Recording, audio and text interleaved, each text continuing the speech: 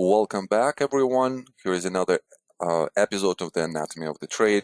And today and next session are going to be devoted to the Q&A. And this is something unusual. This is the first time that we do something like this. But, there are quite a few questions that needs to be addressed at this point. So we decided that around the holidays, we're going to have this type of sessions. So this is part one of that session. And Franz actually created some of the questions that he had for me. And obviously, I will be asking him some questions as well. So Franz, with that, what are your questions? Hi, Roman. Well, we'll just start right off here. The first question is, and I've been your student for, I think, 3 years now. My tired old brain can only absorb so much at one time, I guess. But at any rate, my first introduction to the Wyckoff method that you teach was notating, or actually labeling, the price structure with its various phases. Yet you recommend, and as I've gotten more into this, as we analyze a chart, that's actually the final step. So why is that?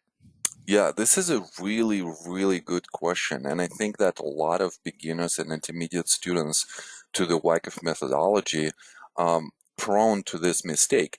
And I made this mistake myself.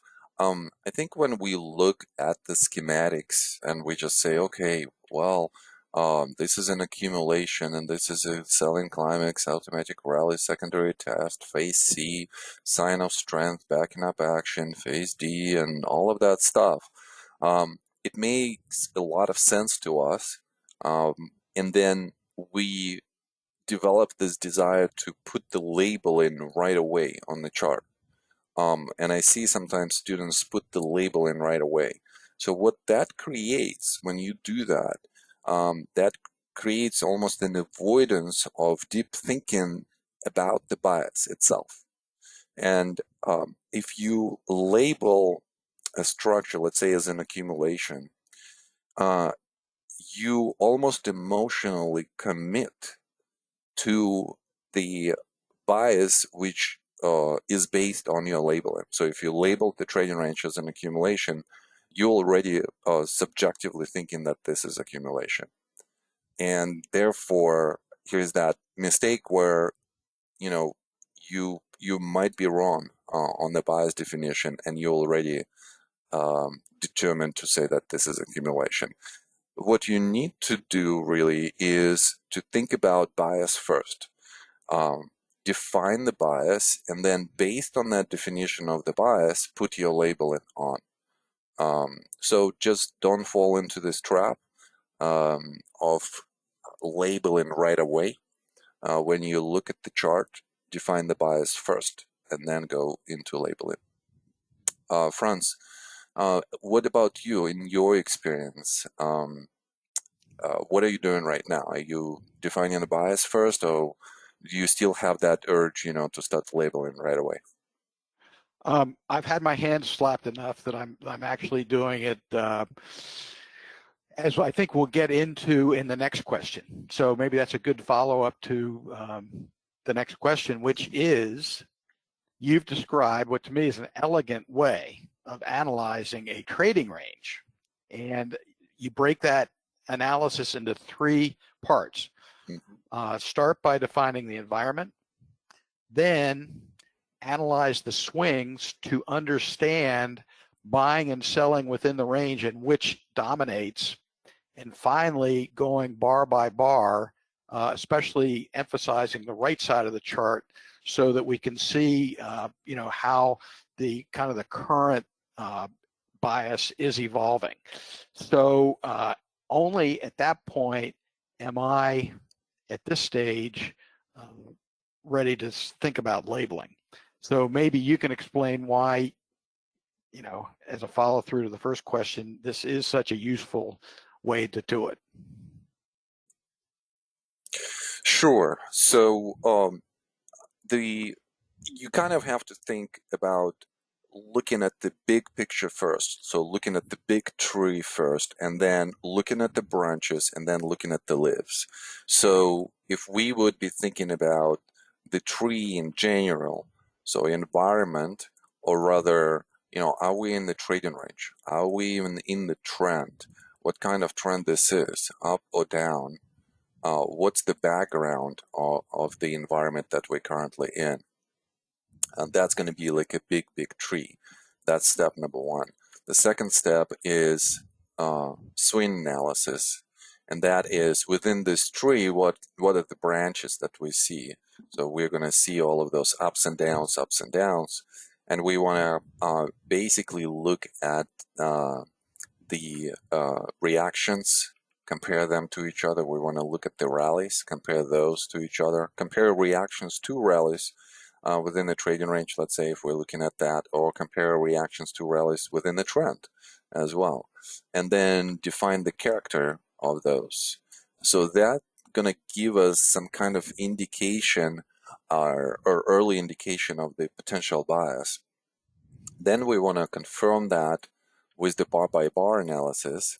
And with the bar by bar analysis, we want to look at different things as well. We want to define what are the most significant bars on the chart, the ones where we have majority of selling or majority of buying, and they just influence the whole structure.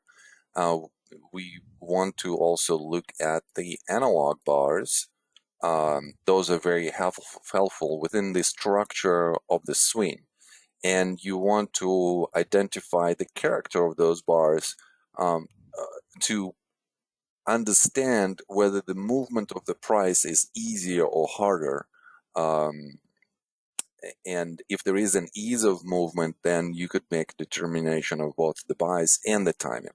And then you also want to look at the latest bars, because the latest bars are going to define the next step for you. What's the next swing's going to be? What's the character of the next swing? And you could start projecting that in the structure. So for instance, if you are somewhere at the phase C and you see the exhaustion of the supply, you know that the rally is coming. And you could go through the bar by bar there, and you could just say, okay, reversal just happened, so I'm expecting the rally, and I'm expecting the character of the rally to be such that we're going to have the rally overcoming a resistance, and therefore this could become a sign of strength rally. So there is a logic as to how you need to observe the chart, and there is a logic as to how you need to deduce those observations. And this is the skill that usually students do not have. I mean, like as people in general, and I say this in classes right away, that majority of people that come to us, they do not know how to observe the chart. And then some of them do not know how to create the logic based on those observations, as to what to expect next. So this is our goal, as my goal as a teacher, to teach exactly this sequence. So let me show you on the example. This is one of our bias games, and this is one of our recent bias games. For those of you who are not familiar with this, go to our Twitter handle Wyckoff Analysis, or go to our website and you will find the bias game page. And there we have 70 games, 70 plus games right now. You could go one by one, and on its own, it's an education. So we present usually a chart like this, very blank chart. There is really nothing on the chart. We even took out some of the references to time period, and you have to guess what this stock is going to be doing after this point. Is it going to go up or is it going to go down? So let's really quickly and together with Franz, go through this analysis, this sequence. So Franz, what is the environment, or rather what type of environments do you see on this chart? Okay, well, initially starting from the left of the chart through about July, we see an uptrend, and we see a temporary kind of a reaccumulation that's occurring in the middle of that. Once we get to the kind of the July period, we see what you refer to as a change of behavior, which is just a distinctly, obviously, different way that price and volume are behaving on the chart. So what's that tell us? Well, it tells us that a trading range is expected. And so the next thing that we have to do is figure out within the trading range by analyzing the swings. Mm-hmm. So What let's continue with the swing. So, and let's start with the change of behavior swing, right? So notice the character of that swing. There is big spread, there is big gap, there is a lot of volume signature. And now, Franz, how would we apply this to other swings that we have? Well, it's useful, first of all, just to step back from the chart a little bit and try to figure out where are the swings and then probably number them. I think that's something that you do in your teaching all the time. So yeah, there's number 1, number 2, number 3, and then the last one Number is number 4, and 4. this one probably could be like 1, 2, like smaller swings. Maybe Mm-hmm. 3 and maybe even 4, something like that. Sometimes you wanna go into the details of the swing itself and see where the selling comes. So okay, so now we see all of those big swings. So uh, what kind of observations could we make, Franz? And first of all, we're looking at the downswings because that's where the supply is, and I think that's the most important aspect of the trading range. Supply has to be absorbed if we're going to, move up, or if it can't be absorbed, then we're going down. So swing number 1, especially even compared to swing number 2, we see a much more aggressive downswing in 1 versus 2, in 3, and this is kind of a new layer for me, where you're breaking the swing, the overall swing, into individually smaller components. So you're kind of throwing me a little bit of a curveball here. Maybe you can go into that a little bit more. But by the time we go over to downswing number 4, we can see that the distance traveled, the volatility, relative even to number 3, and certainly versus 2 or 1, all of the kind of character of the swing shows that supply appears to have been absorbed. Mm-hmm. Okay, you mean by the end of this number 3? Well, actually, I was jumping the gun. I was moving ahead to swing number 4. Swing number 4, okay. Major number 4. Okay. But yeah, but the same thing. I see where you're going with swing number 3 and the individual pieces of it. Looking at the kind of the concept of shortening of the thrust, Mm-hmm. we can see that pretty clearly as the as each individual piece of this swing piece, my term, develops, that volatility is decreasing, is diminishing, distance travel in each little sub swing is diminishing, and at the same time we're seeing the volume signature increasing, which tells us that this is a stopping action. Mm-hmm. Okay, why don't we add one more element to this whole picture? And I think it's going to become, somewhat easier. So point number 3 in this analysis is bar by bar. So how would we add the bar by bar analysis? I really like just looking at the most significant bars on the chart. This is where the selling has been very, very dominant. So for instance, going into the first reaccumulation range, the bar that is the most important bar is this gap down, because it has a lot of volume signature, and it kind of suggests that once you overcome this level, then you're going to go higher. So when we look at the larger trading range, and we're trying to identify what are the biggest bars where supply came and stopped the price from moving further down, or moved the price down significantly. So I would say that this is the bar number one, where I see emergence of the supply. And usually, that supply is the value selling. This is where institutions actually sell into the strength. So they sold in, then they step away, look at the volume signature, just very flat. But momentum carries the price up with shortening of the thrust. So this is the condition before a reaction. Reaction starts, we see the initial supply coming in, and then the next important bar is this one. And it's not a coincidence that it happens at the same level. So when they sell kind of like in the same zone. So we see some selling already, as we go into the trading range. So now we want just to see whether we could overcome this level as, the rallies are rallying into that level. The intent behind the rallies is going to be to overcome and commit above and start moving away from this point. But what do we see? I mean, the flashcard idea here is that we get to this level and we are being sold again. We see that in the volume signature, it increases. We get there again multiple times, and what do we see? We're being sold off that level again. So we're seeing consistent selling either into the strength or on the way down.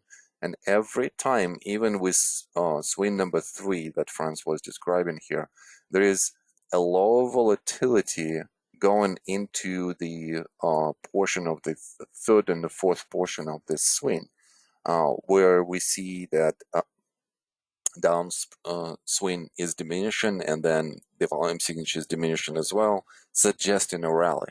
And this rally has, somewhat of the dynamic characteristic with the gap, with big spreads. But again, what's the intent? The intent to overcome the level where selling was very persistent, where selling was institutional in character, and we still cannot overcome that. So therefore, all of the attempts are just futile. They're just bumping into the institutional selling. And even this bar right here contains some selling, as we see on this bar. And that's it. That's all she wrote. We're combining the swing analysis with the bar by bar analysis. We're seeing selling after the change of behavior and even prior to that.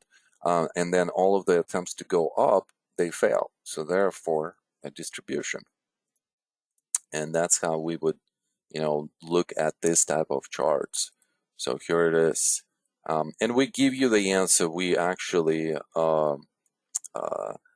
give you the whole explanation of how to think about the analysis.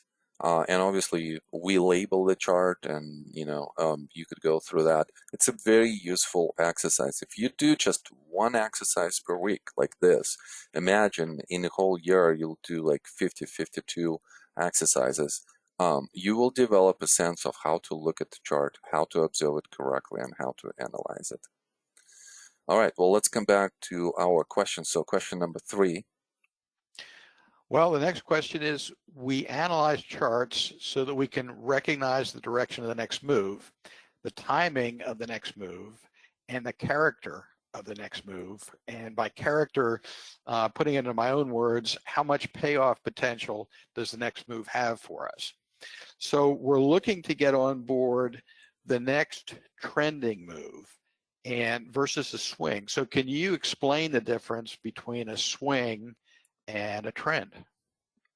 Yeah, the swing is just smaller component of the trend. We usually, let's say in the uptrend, we're going to have a swing up, swing down, swing up, swing down, swing up, swing down. In the trading range, we're going to have, again, swing down, swing up.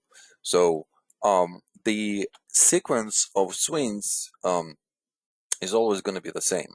It's just the structure that those swings create, whether this is a trending structure or whether this is a consolidating structure. That's the difference there.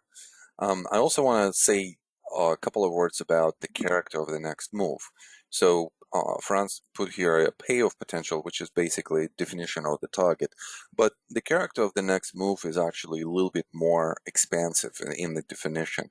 We want to understand the target for sure, where we're gonna go, where the points of resistance are, where maybe like horizontal targets, objectives are. But we also want to understand the character as to how the price will travel. And I know that this is a very odd question for some of you, because some might be doubting how a knowledge like this could be predicted, right? How could we know how the price moves up? Well, as Wyckoff has said, and this is very personally close to me, as I took this belief, to heart, literally to heart. Judge the market by its own action. Everything is being told to you on the chart prior to what's going to happen next. I mean, literally. You could extract information from the chart that you see, and you could define how the price is going to move. Is it going to be an aggressive move? Is it going to be more, tame type of movement where we have a lot of reactions that are deep reactions and so on and so forth? So I think for a higher level of analysis, it's a must, because it goes into the selection itself. Are you selecting this instrument to trade based on the character, potential character, or are you choosing to trade this instrument? Two stocks could trade differently. Two futures could trade differently in a different way. I mean, whenever I day trade, let's say, EMEs and NASDAQ, they move differently. So you have to account for that.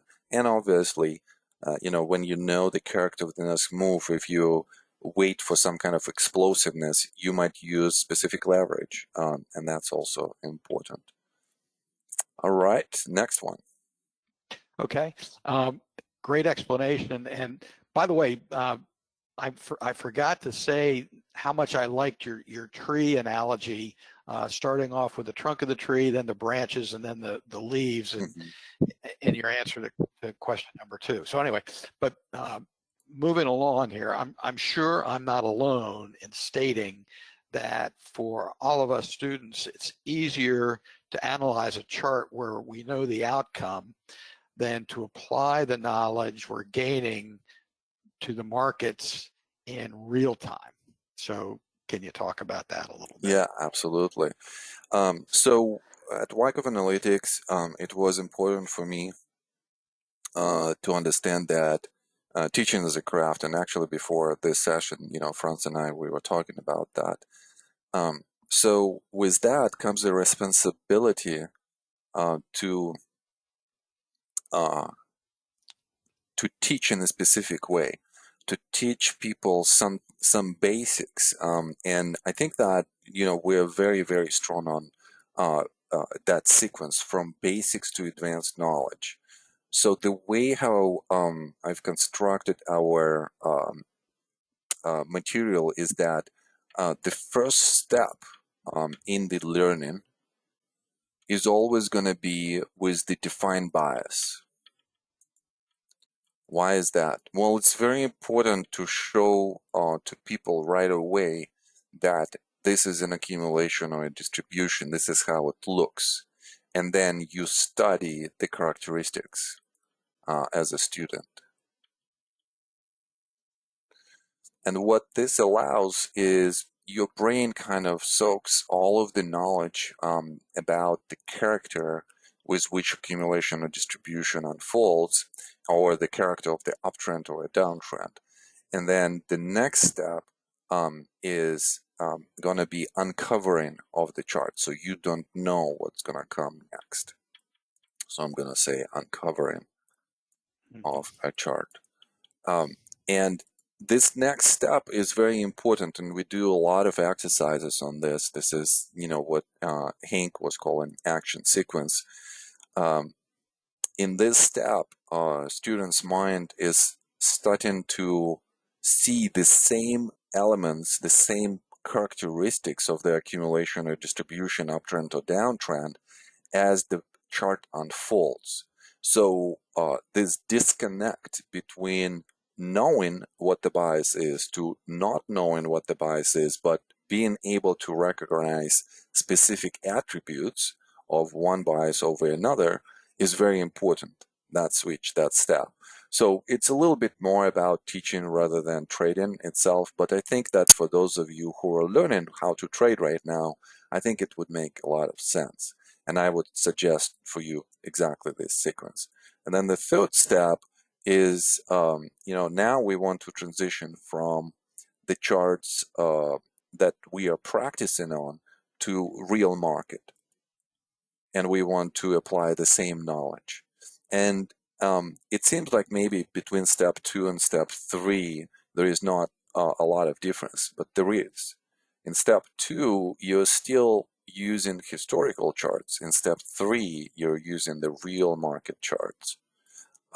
So for those of you who kind of like, trying to learn trading, and you guys are a little bit here and there, and, there is no systematic way of how to approach the knowledge or how to practice, I would really advise you to think about how you learn this material.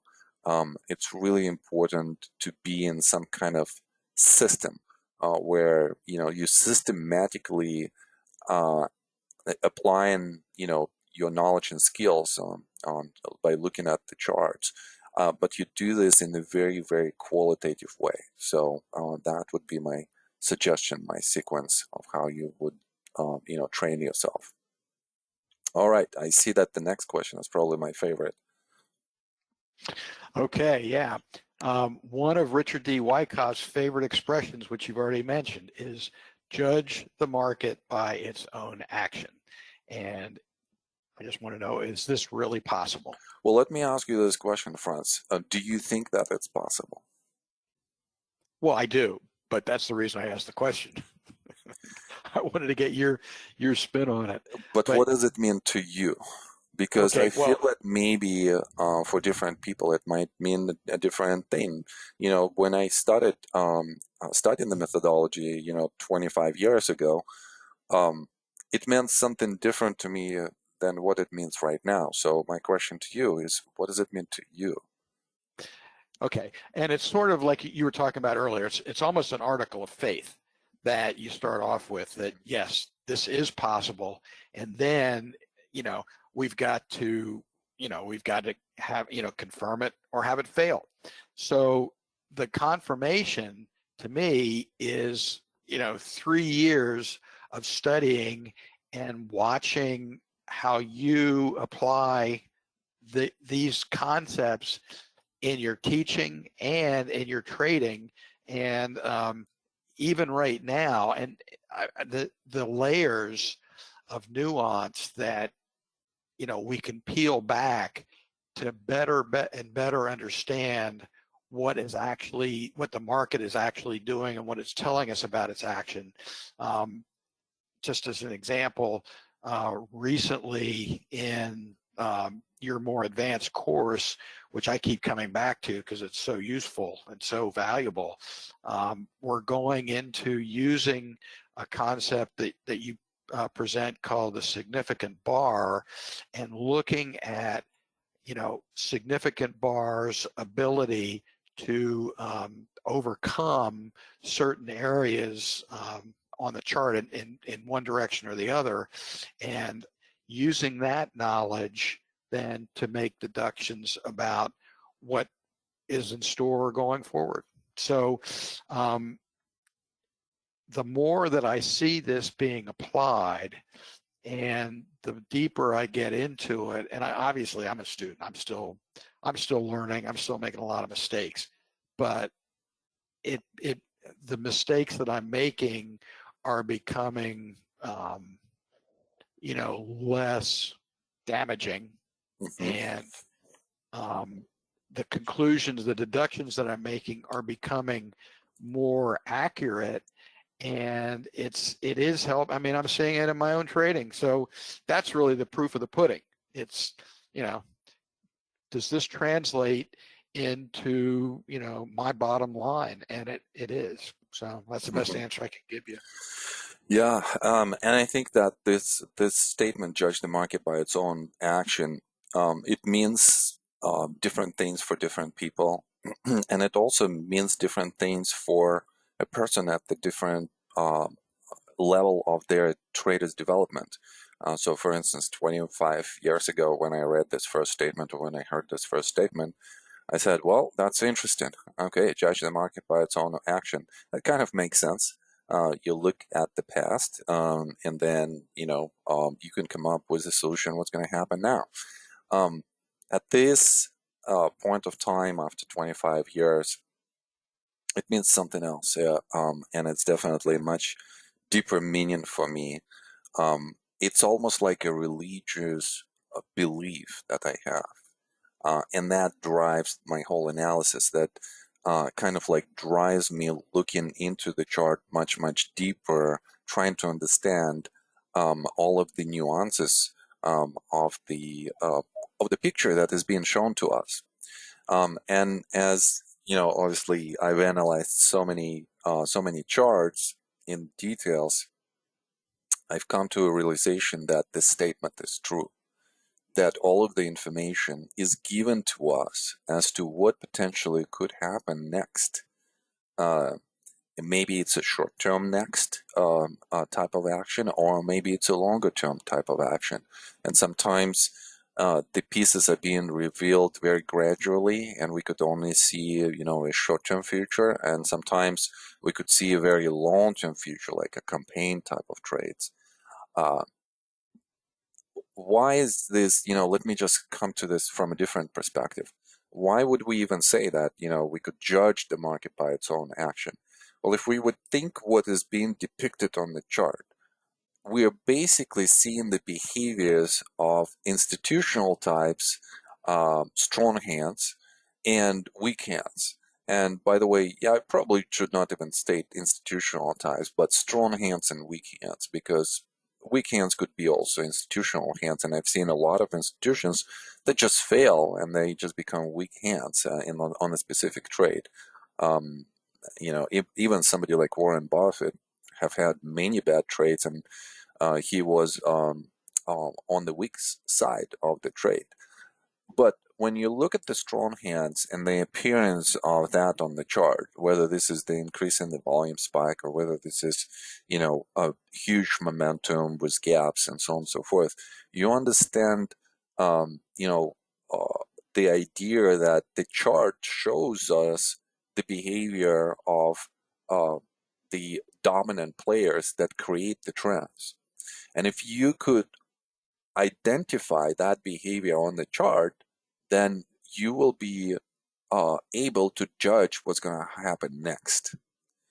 And if you see that the same hands are starting to unload their positions, and you see this from the price, volume, momentum, sentiment type of data, then you know what's coming next. You know that it's going to take some time, it's going to be a trading range, and then it's going to go into the distributional character. So you could foresee as to what potentially might happen.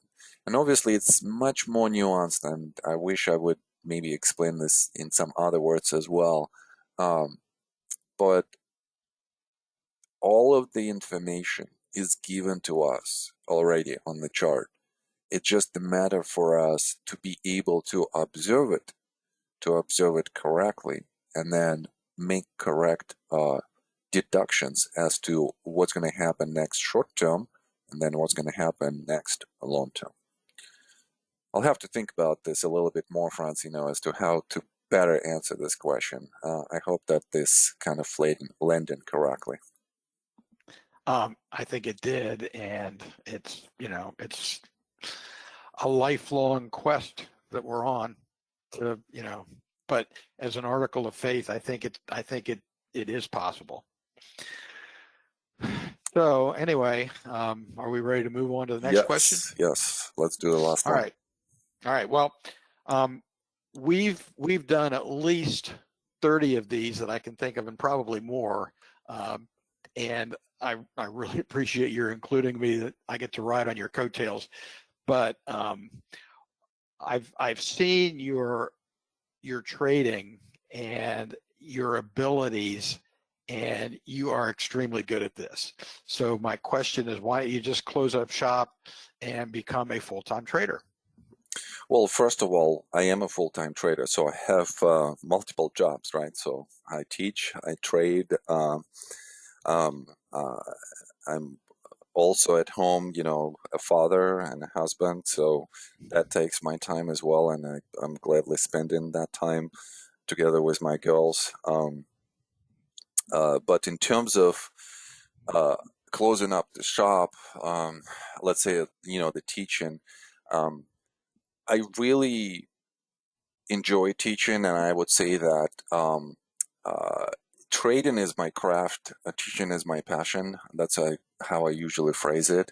It brings a lot of satisfaction to me uh, to teach because of two reasons. The first one is just the whole emotional effect from teaching is just way beyond of what I could describe. When a student comes back to me and they say, and I have so many examples of this. Somebody says like, "Well, thank you, for all of the knowledge and skill development that I went through with you, and I've made this much money, and I spend it on this. Like I took my family to like a vacation or something."